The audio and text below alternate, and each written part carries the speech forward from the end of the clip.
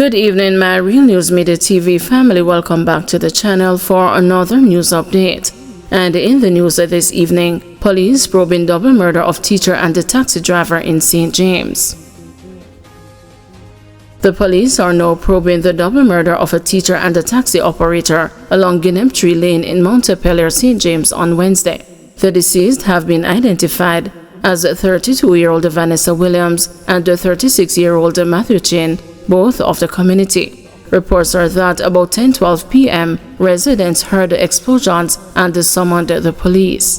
The police said on their arrival, Chin was seen slumped over the steering wheel of a Toyota Voxy motor car, whilst Williams was seen lying face down beside the vehicle, both with gunshot wounds.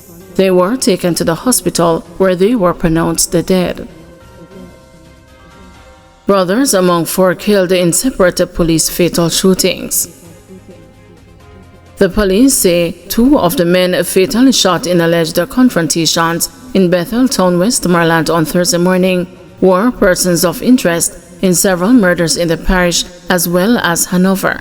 They have been identified as brothers Jaden Love, aged 22, and 23-year-old Jordan Love, both from Bethel Town. The police say two illegal firearms were seized during the operation. It is reported that sometime after 4 a.m., a team carried out an intelligence-driven operation at Hermitage District in search of the brothers. They were said to be members of the St. James Crooks Nation gang and were in possession of several illegal firearms, including rifles. The police say upon entering a house occupied by the brothers, two armed men were observed. The police reportedly shouted to the men to surrender, but they opened fire. The fire was returned and the men were shot. They were pronounced dead at hospital. A resident told the news that the brothers were innocent of the allegations against them, further claiming that they were being harassed by the police. It's no shootout. If they say the shootout, it's lie. And God is a man, is a truth and not lie. So why you think the police take set on these two young men though? Because person always like call police on them, giving them information, say them have gun and say, because as me say, from the chopping up going with them from there, so them stuff start take set on them. If a little thing go on in our community, them want to say at them. And it's so unfair to see you kill two innocent person, leaving their two sons without a father. And they're not guilty of none of what they are charging them for, what they kill them for. They're not guilty. In the meantime, the Independent Commission of Investigations is probing a third fatal shooting in Bethel Town on Thursday morning. The deceased is unidentified. Details on that incident are not yet available. Indicom says these three incidents and a fourth in St. Catherine, which also occurred on Thursday, have increased the number of police fatal shootings to 153 since the start of the year and 17 for the month of June. Man fatally stabbed during fight in St. Anne. The St. Anne's Bay police are investigating the murder of a man who was fatally stabbed by another during a fight this morning in Higgins Town. The deceased has been identified by the alias Frostman, a labor of Content District in Lime Hall in the parish. The attacker is being sought by the police. Reports are that about 2:05 a.m., Frostman and a man called Fry had an altercation which turned into a fight. It is reported that he was stabbed in his upper body with a ratchet knife. The attacker fled and the injured man was assisted to the hospital where he succumbed. 4 men shot, 1 fatally in Portmore. 4 men were shot, 1 fatally in Portmore, St. Catherine on Wednesday night. The deceased, who is believed to be in his 20s, remains unidentified. Information reaching the news is that a recording artist is among other victims, 2 of whom are in their early 20s, all of Kingston communities. The shooting occurred about 10:20 p.m. in the gated community of Palms of Portmore. Reports are that the men were traveling in a car when they were approached by armed men who opened fire at them. All 4 were shot. The news gathered that over a dozen spent casings from a high-powered rifle were found at the scene. The Portmore Criminal Investigation Branch is investigating the incident. Man held in company of former St. Catherine Most Wanted has a case to answer, court rules. A parish judge today ruled that Dean Dawson, the man who was held in a vehicle with then St. Catherine Most Wanted, Glendon Bull Amos, has a case to answer and should stand trial. Dawson is charged with harboring a fugitive. His lawyer had argued, among other things, that his client had no knowledge that Amos was a fugitive when they were stopped and accosted by the police in St. Ann in January. The lawyer submitted that the prosecution did not have a case. However, Senior Parish Court Judge Desiree Aline ruled against the submission and determined that a prima facie case was made out against Dawson. A July 21 trial date was set. Allegations are that on January 29, 2025, Amos was held by the Joint Anti-Gang Task Force in a car driven by Dawson in Monica, St. Ann. Amos, who was allegedly wanted for a slew of heinous crimes in the St. Catherine North Police Division, including murder, was arrested and charged. Dawson was subsequently charged with harboring a fugitive.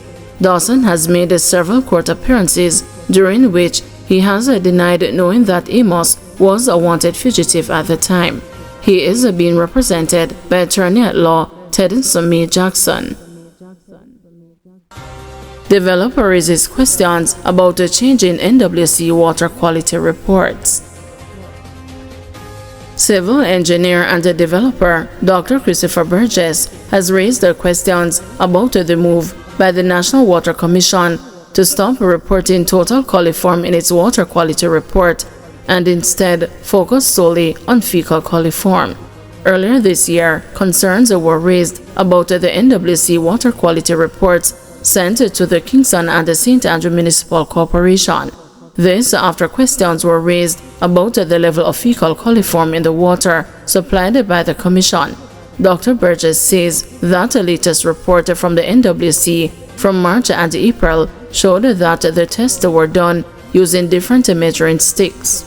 I don't know why they're using fecal coliform. They should be using E. coli and follow international standards. It's not more expensive. Let's follow the international guidelines. The international guidelines say to use E. coli. So again, we're using something which is not relevant. We can't compare it. And it's unbelievable because from January to April has been relatively dry, so there's no real reason for any dramatic improvement in water quality unless several management measures were put in place. And if that was the case, that too should have been noted in the report, that they would have cleaned up some treatment plants or put in additional chlorine processes or storage facilities. So, the reports are a little vacant and don't really bring reassurance. It's much more difficult to figure out, and you have to read between the lines carefully. The table and the format before was very straightforward, and also the use of a parameter which is irrelevant and not recommended by WHO. I can see the attempt to make us feel relieved, but use a parameter which WHO says you must use, E. coli. Attorney questions legality of wanted Wednesdays.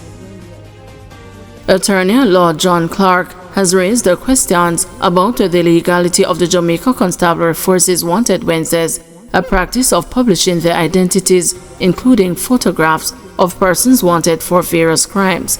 His comment comes on the heels of a case of mistaken identity involving construction worker Orlando Gray, who had his photo posted on the JCF's social media platforms as wanted for murder. Mr. Clark, speaking Wednesday evening on the news, reiterated that every citizen is presumed to be innocent until proven guilty. He is of the view that this initiative by the police invites a public trial of citizens before they are brought to court, in a scenario where even the Criminal Justice Administration Act warns citizens that it is a criminal offense to take pictures of persons accused of a crime. He is therefore questioning the basis of the JCF itself posting pictures of persons accused of a crime when we have a statute of parliament which puts in that procedural safeguard. According to him, there is an inherent danger even to the prosecution of those citizens. in a scenario where even the Criminal Justice Administration Act warns citizens that it is a criminal offense to take pictures of persons accused of a crime. So therefore, if we have a statute of parliament which put in that procedural safeguard, how it is that the GCF itself is posting pictures of persons who are accused of a crime in a manner which is questionable in breach of that particular act, and whether or not the dangers that is carried out even to the prosecution of those citizens. Thank you everyone for watching. See you tomorrow morning at 6 a.m. for another news update.